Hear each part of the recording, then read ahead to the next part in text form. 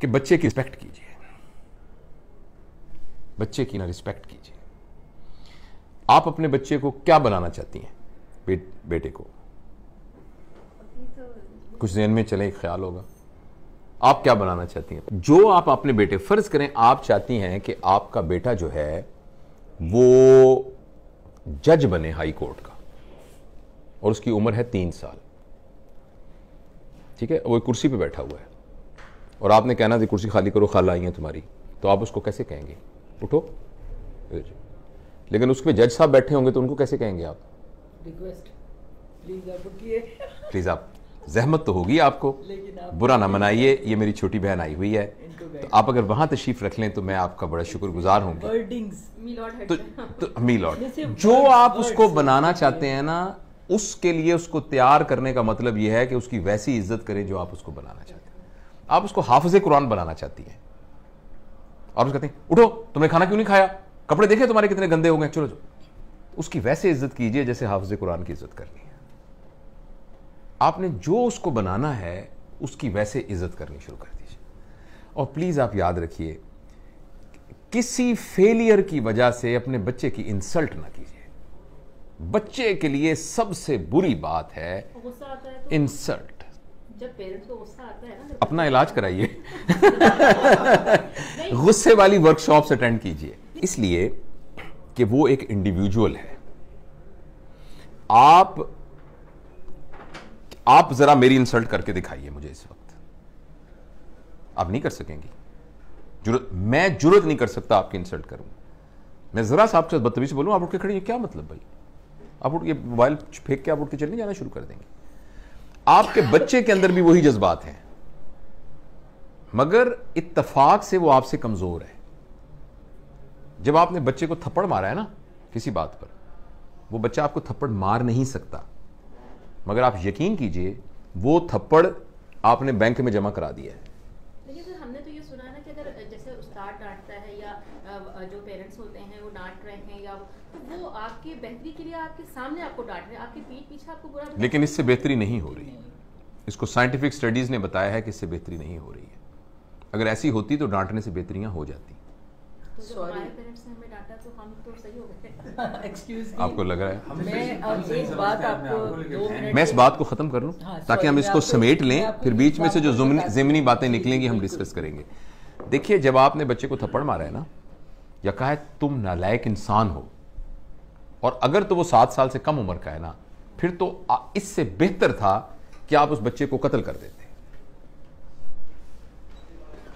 ये ज्यादा, मतलब मैं एग्जरेट करके बयान कर रहा हूं, सिर्फ एक इमोशन उसमें अटैच करने के लिए। मगर 7 साल से कम वाले के अंदर आपने रिकॉर्डिंग मशीन में डाल दिया ना, तुम नालायक इंसान हो, तुम जिंदगी में कुछ नहीं कर सकते, भटकोगे तुम गलियों के अंदर। आप यकीन करें, वो 7 साल के बाद सारी जिंदगी आपकी इस बात की लाज रखते हुए साबित करेगा कि मैं भटकूंगा। वो साबित करेगा कि मैं भटकूंगा। और अगर आपने उसको थप्पड़ मार दिया, वो थप्पड़ बैंक में जमा हो गया, जैसे मैंने अर्ज किया था, और उसमें फिर बैंक जैसे हर साल सूद देती है, वो सूद के साथ इकट्ठा हो रहा है। अभी वो आपको थप्पड़ मार नहीं सकता, एक वक्त में आएगा वो आपको थप्पड़ मारने के काबिल हो जाएगा और वो आपको थप्पड़ मारेगा। वो थप्पड़ जरूरी नहीं कि फिजिकल मारे, वो अचानक कहेगा मामा मुझे दुबई में नौकरी मिल गई है। आप कहेंगे मेरा तो एक ही बेटा है, लेकिन मामा आखिर रोजगार के लिए मुझे जाना ही होता है।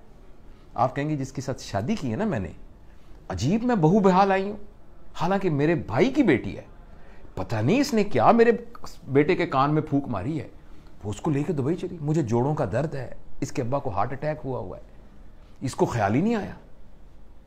वो थप्पड़ था जो कि सूद के साथ इकट्ठा हुआ है, और वो अब उसने आपके मुंह पे मारा है।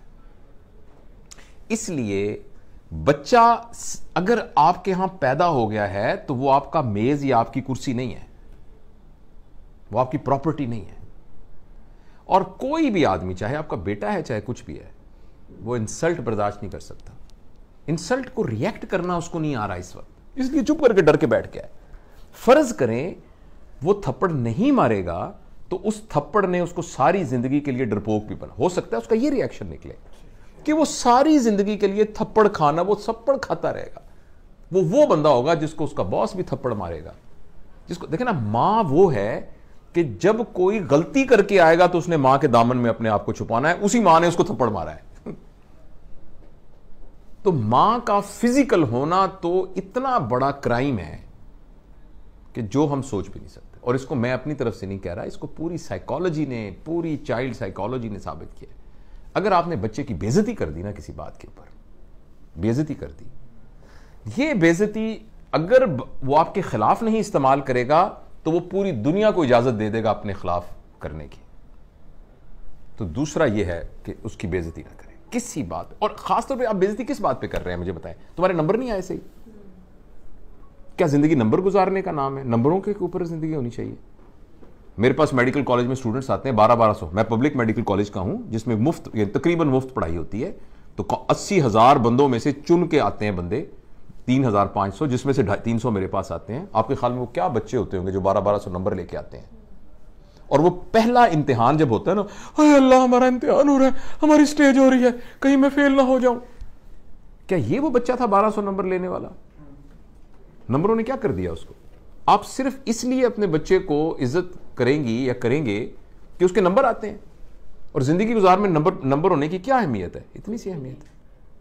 तो बेसिकली नंबर लेके हम अपनी ईगो को सेटिस्फाई कर रहे हैं और बच्चे को तबाह कर रहे हैं। वो नंबर ले बड़ी अच्छी बात है, मैं ये नहीं कह रहा कि नहीं नंबर लेने चाहिए, मगर ये नहीं है कि उसकी बेइज्जती करें आप। पूरे पंजाब में 3,500 लोगों को दाखिला मिलेगा, 80,000 अप्लाई करते हैं, 2 लाख ख्वाब देखते हैं इसके।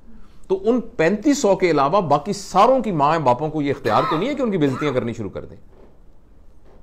तो पहला प्रिंसिपल मैंने आपको यह बताया कि 7 साल के लिए आप अपने ऊपर एक पाबंदी लगा दें, ठीक है। दूसरा मैंने आपसे अर्ज किया है कि आप रिस्पेक्ट करें उसकी। जब आप लोगों को डिसरिस्पेक्ट करते हैं ना, तो पता क्या होता है, या तो वो रिटेलिएट करते हैं अगर पावरफुल हो, अगर वो पावरलेस होते हैं तो उनकी सेल्फ स्टीम और सेल्फ एफिकेसी कम हो जाती है। उनको लगता है मैं गंदा हूं, मुझे लगता है मैं बुरा हूं, मेरे लिए मेरी मां से बड़ी सनद कोई नहीं है जिसको मैं देखकर, आंखों में देखकर फैसला करता था क्या सही है क्या गलत है। उसी मां ने मुझे थप्पड़ मारा है, यानी मेरे ऊपर सबसे बड़ा फतवा लग गया है कि मैं गंदा आदमी हूं, मैं इस काबिल हूं कि मुझे मारा जाए। क्यों भाई? जो मेरे लिए दुनिया की सबसे बड़ी मुकद्दस हस्ती थी, उसने यह फतवा दिया है कि तुम थप्पड़ मारने के काबिल हो। इसका यह मतलब है।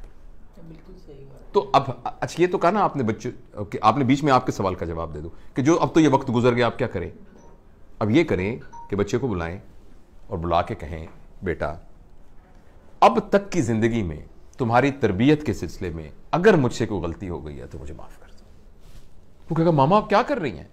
क्योंकि वो सब कुछ उसके सबकॉन्शियस में। उसका नहीं बेटा, मेरा ये फर्ज है कि मैं तुमसे कहूं, मैंने कोशिश नहीं की, मैंने जान के कुछ नहीं किया, मैं तुमसे बहुत प्यार करती हूं, तुम मेरे दिल के टुकड़े हो, लेकिन फिर भी मैं समझती हूं कि तुम्हारे कॉन्शियस में, सब कॉन्शियस में किसी जगह अगर तुम्हें ख्याल हो कि मां ने मुझे, मैं बेटा माफी मांगती हूं, प्लीज मुझे माफ कर दो, और मैं तुम पर इतबार करती हूं, मैं तुमसे बहुत मोहब्बत करती हूं, और आइंदा तुम्हें मैं बिल्कुल नहीं कहूंगी, लेकिन तुम सिर्फ एक वादा करो, जो तुम्हारे दिल में हो मुझे बता दिया करो, लेकिन मैं तुमसे वादा करता या करती हूं कि मैं तुम्हारे आइंदा इंसल्ट नहीं करूंगा। हाँ, मुझे कुछ अच्छा ना लगा, मैं तुम्हारे साथ शेयर करूंगी, मैं तुम्हारे साथ आर्गू करूंगी, मैं तुम्हें समझाने, लेकिन मैं तुम्हारी बेइज्जती नहीं करूंगी आइंदा, प्लीज।